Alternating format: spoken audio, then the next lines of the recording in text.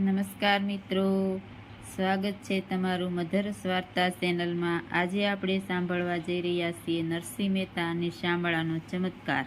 ભાદરવા મહિનામાં પિતૃપક્ષના દિવસો ચાલી રહ્યા હતા।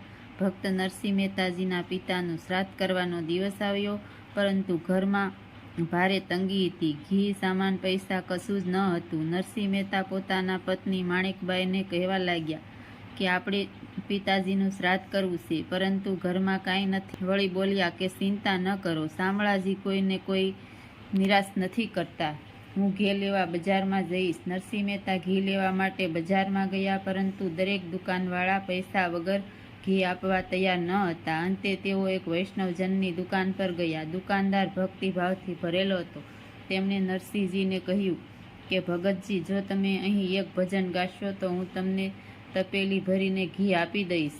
નરસિંહ ભગત ખુશીથી ભજન ગાવા બેઠા અને શ્રી કૃષ્ણને યાદ કરી આત્મલયમાં લીન થઈ ગયા। જ્યારે નરસિંહ ભગત બજારમાં ભજનમાં લીન થયા, ત્યારે તે ક્ષણે ભગવાન શ્રી કૃષ્ણએ વિચાર કર્યો કે મારા ભક્ત તો મારા ભજનમાં લીન છે અને ઘરે શ્રાદ્ધનો ટાઈમ થઈ ગયો છે।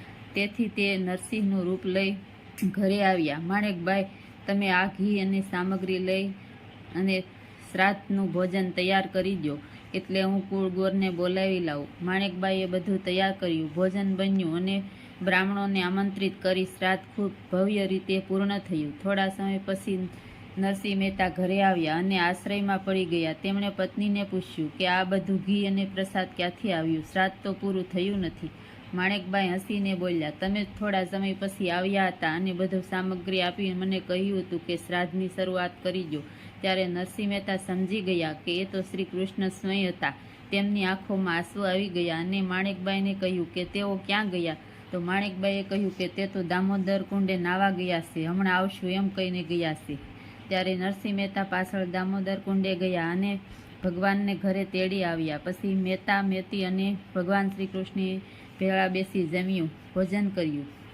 આ ઘટના પછી નરસિંહ મહેતાનો ભગવાન પ્રત્યેનો વિશ્વાસ અડગ બની ગયો। સાચી ઉપાસના એ છે કે જ્યારે ભક્તિ અને વિશ્વાસ બંને હોય। ભગવાન પોતાના સાચા ભક્તને કદી નિરાશ કરતા નથી।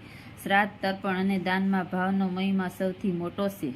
મિત્રો, આ હતી આજની સુંદર વાર્તા। જો તમને આ વાર્તા ગમી હોય તો લાઈક કરો, તમારા મિત્રો સાથે શેર કરો અને અમારી મધુરસ વાર્તાને સબસ્ક્રાઈબ કરવાનું ભૂલશો નહીં।